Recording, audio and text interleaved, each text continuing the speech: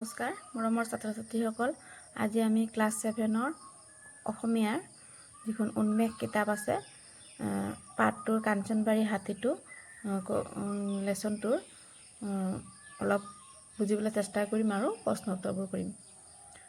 পাৰ্টটোত আমাৰ বন্য জীৱ জন্তুবিলাকে বৰ্তমানৰ অৰণ্যবোৰ ধ্বংস কৰাৰ ফলত য'তে মতে গছ গছনি কটাৰ ফলত সিহঁতৰ থাকিবলৈ ঠাই নাইকিয়া হৈছে, খাদ্যৰ অভাৱ হৈছে।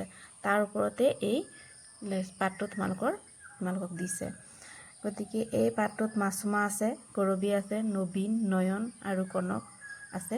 তোমালোকে পাঠটো পঢ়িবা। সিহঁতে মানে স্কুলৰ পৰা ঘৰলৈ আহি থকাৰ সময়ত বাটতে মানে তেওঁলোকৰ যিটো ৰাস্তা দি আহে সেইটো কাঞ্চনবাৰী মানে এখন মানে অভয়াৰণ্য দিছে বা অৰণ্য দিছে। সেই অৰণ্যটোত বিভিন্ন জীৱ জন্তু আছে আৰু তাৰ কাষতে ৰাস্তা এটা পাৰ হৈ গৈছে আৰু সেই ৰাস্তাটোৰ মাজেদি সিহঁতে ঘৰৰ পৰা স্কুললৈ অহা যোৱা কৰে। গতিকে যিদিনাখন সিহঁতে আহিছিলে ঘৰলৈ স্কুলৰ পৰা, তেতিয়া হাতী এটা আহিছিলে আৰু সেইবাবে অলপ সময় তেওঁলোকে মানে ভয়ো খাইছিলে আৰু মানে তেওঁলোকে অলপ সময় লুকাই থাকিবলগীয়া হৈছিলে। বেলেগ এটা বাটেৰে গৈ পেলাই ঘৰত জাননী দিয়ে আৰু তাৰপিছত বন বিষয়াই আহি পেলাই হাতীটোক নিজৰ জেগালৈ খেদি পঠিয়াইছিল। গতিকে এইখিনিয়ে এই লেচনটোৰ ইয়াত ছবি এটা দি দিছে। তোমালোকে ইমান ধুনীয়াকৈ আঁকি দিছে। ক্ৰিয়াকলাপ পাঠভিত্তিক তলত দিয়া প্ৰশ্নবোৰৰ শুদ্ধ উত্তৰটো বাছি উলিয়াই সঠিক বৃত্তটো পূৰ কৰা। মাছুমাহঁত বিদ্যালয়ৰ পৰা ঘূৰি আহোঁতে পাহাৰৰ পৰা কি ওলাই অহা দেখিছিল? এটা মকনা মানে মতা হাতী ওলাই অহা দেখিছিল। এইটো গটো শুদ্ধ হ'ব। কাঞ্চনবাৰী হাতীটো বাটত কিয় ৰৈ আছিল? গটো শুদ্ধ হ'ব। দণ্ডিয়েদি আহিবলৈ বাধা পোৱাৰ বাবে, দণ্ডি মানে তেওঁলোকৰ যিটো হাতীসকলৰ অহা যোৱা কৰা যিটো ৰাস্তা, তাক দণ্ডি বুলি কোৱা হয়। গতিকে গটো শুদ্ধ হ'ব। 2 নম্বৰ দিছে তলত দিয়া প্ৰশ্নকেইটাৰ উত্তৰ লিখা। দণ্ডি কি? কাঞ্চনবাৰী পাহাৰৰ অৰণ্যত কি কি জীৱ জন্তু থকাৰ কথা পাঠটোত উল্লেখ কৰা হৈছে? বন্যপ্ৰাণীৰ সৈতে সহাৱস্থান কৰা বুলিলে কি বুজা? মাছুমাই কি সংকল্প লৈছিল? প্ৰশ্নবোৰ আমি এনেদৰে লিখিব পাৰোঁ। ক নম্বৰ, দণ্ডি কি? দণ্ডি হ'ল বন্যপ্ৰাণী বা হাতীয়ে অহা যোৱা কৰা হাবিৰ মাজৰ সৰু পথ। কাঞ্চনবাৰী পাহাৰৰ অৰণ্যত কি কি জীৱ জন্তু থকাৰ কথা পাঠটোত উল্লেখ কৰা হৈছে?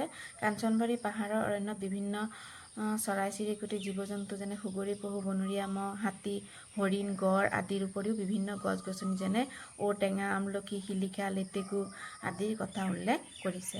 ক নম্বৰ, বন্যপ্ৰাণীৰ সৈতে সহাৱস্থান কৰা বুলিলে কি বুজা? বন্যপ্ৰাণীৰ সৈতে সহাৱস্থান কৰা মানে হৈছে বন্যপ্ৰাণী কোনো ধৰণৰ অনিষ্ট নকৰাকৈ সিহঁতৰ প্ৰাকৃতিক বাসস্থান সুৰক্ষিত কৰি ৰাখি মানুহ আৰু বন্যজীৱই শান্তিপূৰ্ণভাৱে একেলগে বসবাস কৰা অৱস্থা। ঘ নম্বৰ, মাছুমাই কি সংকল্প লৈছিল? মাছুমাই বন্যপ্ৰাণী তথা হাতীৰ সুৰক্ষাৰ বাবে কাম কৰাৰ আৰু সিহঁতৰ কোনো ক্ষতি হ'বলৈ নিদিয়াৰ দৃঢ় সংকল্প লৈছিল। 3 নম্বৰ প্ৰশ্ন দিছে আলোচনা কৰি লিখা। বন্যপ্ৰাণীৰ লগত হোৱা অঘটন কেনেকৈ ৰোধ কৰিব পাৰি? 1. চৰকাৰে এনিমেল গ্ৰীণ কৰিডৰ ব্যৱস্থা কিয় কৰিছে? মানুহে কৰা কি কি কাৰ্যৰ দ্বাৰা বন্যপ্ৰাণী শংকিত হৈ পৰে? মানুহে কিয় এনে কাৰ্য সংঘটিত কৰে বুলি তুমি ভাবা? এনেদৰে লিখিম। বন্যপ্ৰাণীৰ লগত হোৱা অঘটন কেনেকৈ ৰোধ কৰিব পাৰি? বন্যপ্ৰাণীৰ বাসস্থান বা অৰণ্য ধ্বংস কৰাৰ বন্ধ কৰিব লাগিব। সিহঁতৰ অহা যোৱা কৰা পথ বা দণ্ডিসমূহ মুক্ত কৰি ৰাখিব লাগিব।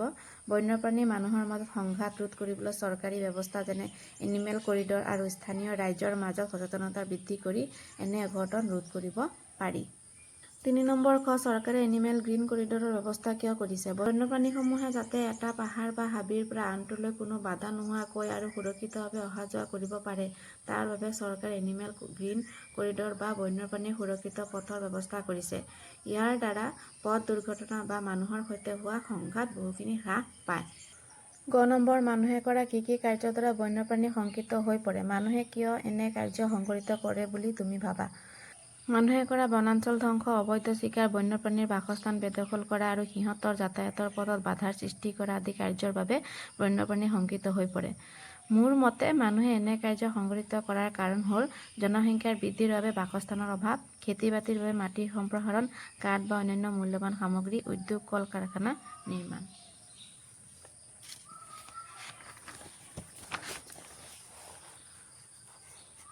4 নম্বৰ, ক'ত দিছে বাওঁফালৰ শব্দৰ লৈ সোঁফালৰ অৰ্থবোৰ আঁচ টানি মিলাও আহা। শব্দ অৰ্থ দিছে সহমৰ্মিতা দিছে, সহমৰ্মিতাটো হ'ব সহানুভূতি, তহিলং হ'ব নষ্ট কৰা, সহাৱস্থান হ'ব শান্তিপূৰ্ণভাৱে একেলগে হৈ থকা অৱস্থা, মখনা হৈছে মতা হাতী, শংকিত হৈছে ভীত বা ভয় খোৱা। খ নম্বৰ ওপৰৰ প্ৰতিটো শব্দৰে একোটাকৈ বাক্য ৰচনা কৰা। ৰচনাখিনি আমি এনেদৰে লিখিম। সহমৰ্মিতা, দুখীয়া মানুহৰ প্ৰতি সহমৰ্মিতা দেখুৱাব লাগে। তহিলং, বন্য হাতীয়ে ধান খেতিৰ দৰে একেবাৰে তহিলং কৰিলে। সহাৱস্থান, মানুহ আৰু বন্যপ্ৰাণীৰ মাজত সহাৱস্থান থাকিলেহে প্ৰকৃতিৰ ভাৰসাম্য থাকিব। মখনা, মতা হাতীক মখনা বোলে। শংকিত, চিকাৰীৰ উপদ্ৰৱৰ বাবে বন্যপ্ৰাণীসমূহ সদায় শংকিত হৈ থাকে। 5 নম্বৰতে কাল্পনিক কথা বতৰা দিছে। হাতী আৰু নয়ন, মাছুমা, কৰবী, নবীন সিহঁতৰ মাজত, গতিকে কেইটামান দি দিছে আৰু তাৰ সেই অনুযায়ী আমি লিখিব লাগিব। নয়নে কৈছে, হেৰা গজৰাজ কাই, তোমালোকে বনৰীয়া জন্তু আজিকালি নিশাৰ ভাগত সঘনাই গাঁওবোৰলৈ আহি ঘৰ দুৱাৰ ভাঙি লণ্ডভণ্ড কিয় কৰা? হাতীয়ে ক'ব, তোমালোকে গছ বন কাটি আমাৰ খাদ্য থকা ঠাইৰ অভাৱ সৃষ্টি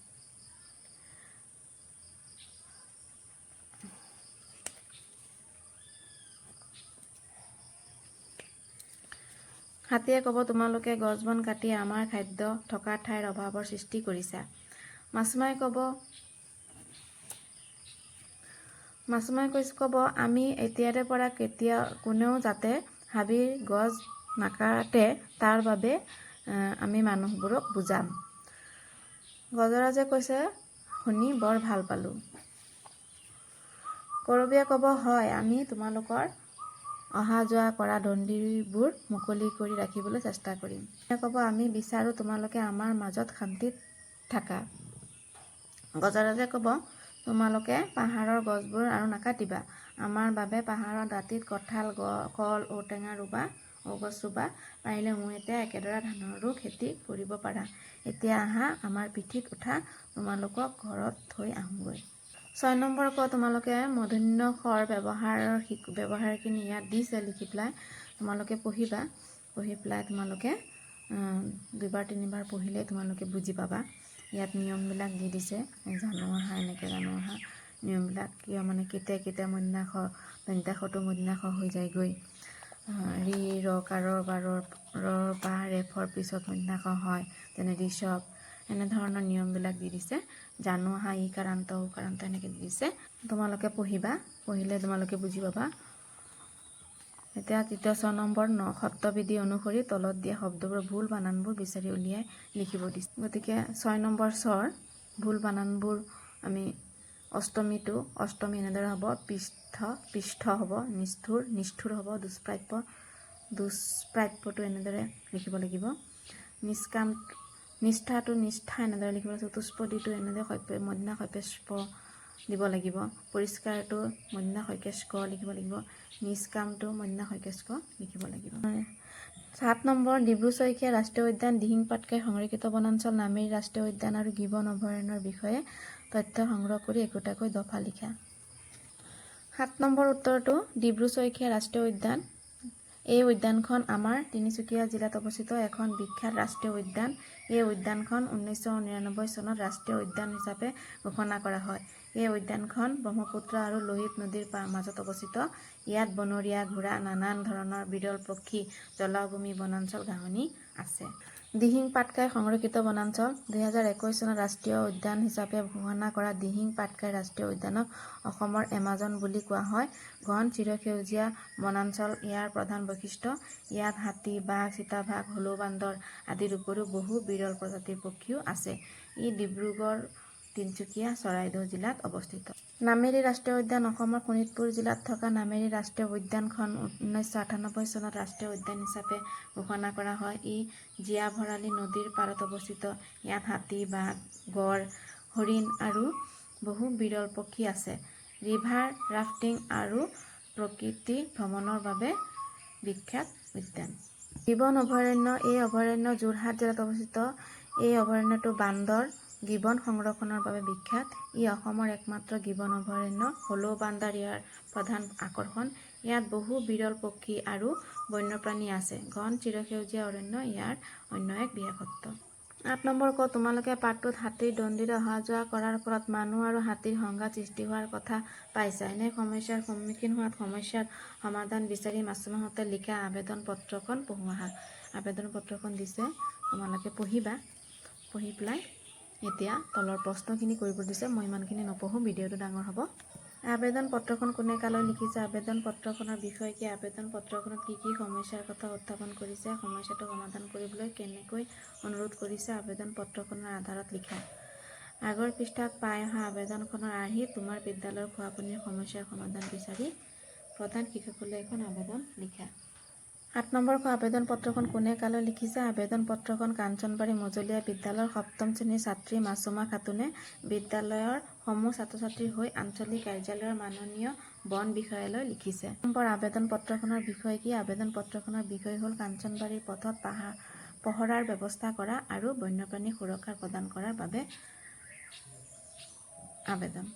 9 নম্বৰ আবেদন পত্ৰখনত কি সমস্যাৰ কথা উত্থাপন কৰিছে। আবেদনখনত 2টা সমস্যাৰ কথা উল্লেখ কৰিছে, যেনে ছাত্ৰ ছাত্ৰীসকলে বিদ্যালয়লৈ অহা যোৱা কৰা পথত কাঞ্চনবাৰী পাহাৰৰ পৰা নামি অহা হাতীয়ে বিচৰণ কৰে, যাৰ ফলত ছাত্ৰ ছাত্ৰী আৰু গাঁওবাসীৰ মাজত সন্ত্ৰাসৰ সৃষ্টি হয়। 2 নম্বৰ বন্যপ্ৰাণীসমূহো অসুৰক্ষিত হৈ পৰে আৰু মানুহ হাতীৰ মাজত সংঘাতৰ সৃষ্টি হয়। প্ৰথম 6 নম্বৰেৰে আবেদন পত্ৰ এখন লিখিব দিছে বিদ্যালয়ৰ প্ৰধান শিক্ষকলৈ খোৱাপানীৰ সমস্যাৰ বাবে। উত্তৰটো আমি এনেদৰে লিখিম।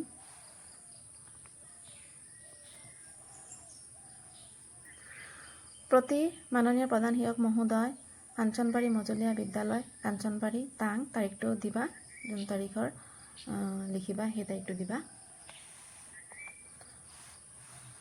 মই ইয়াত কাঞ্চনবাৰী বুলিয়ে দিছোঁ, তোমালোকে নিজৰ নিজৰ বিদ্যালয়ৰ নাম লিখিবা। বিষয়, বিদ্যালয়ৰ খোৱাপানীৰ সমস্যা সমাধানৰ বাবে আবেদন। মহাশয়, সন্মানপূৰ্বক বিনীত নিবেদন এই যে আমি আপোনাৰ বিদ্যালয়ৰ ছাত্ৰ ছাত্ৰীসকল, আমাৰ বিদ্যালয়ৰ খোৱা পানীৰ একমাত্ৰ উৎস দমকলটো দীৰ্ঘদিন ধৰি বেয়া হৈ থকাৰ বাবে খোৱাপানীৰ তীব্ৰ নাটনি হৈছে। ফলত আমি পিয়াহ দূৰ কৰিবলৈ দূৰৰ পৰা পানী আনিবলগীয়া হৈছে আৰু বহু সময়ত কুঁৱাৰ অশুদ্ধ পানী খাবলগীয়া হৈছে, যাৰ বাবে আমাৰ স্বাস্থ্যৰ ক্ষতি হোৱাৰ সম্ভাৱনা বৃদ্ধি পাইছে। গতিকে দয়ালু মহোদয়ে দয়া কৰি বিষয়টো গুৰুত্ব সহকাৰে বিবেচনা কৰি এক স্থায়ী সমাধান কৰে যেন, এই মহোদয়ৰ ওচৰত আমাৰ সৰল প্ৰাৰ্থনা। আপোনাৰ বিশ্বাসী বিদ্যালয়ৰ সমূহ ছাত্ৰ ছাত্ৰীৰ হৈ নিজৰ নামটো লিখিবা, ৰোল নম্বৰটো লিখিবা। গতিকে ইমানেই ছাত্ৰ ছাত্ৰীসকল, তোমালোকৰ যদি ভিডিঅ'টো ভাল লাগে লাইক কমেণ্ট শ্বেয়াৰ এটা কৰিবা আৰু মোৰ চেনেলটো আৰু অন্যান্য ভিডিঅ' পাবৰ বাবে ছাবস্ক্ৰাইব কৰি দিবা। ধন্যবাদ।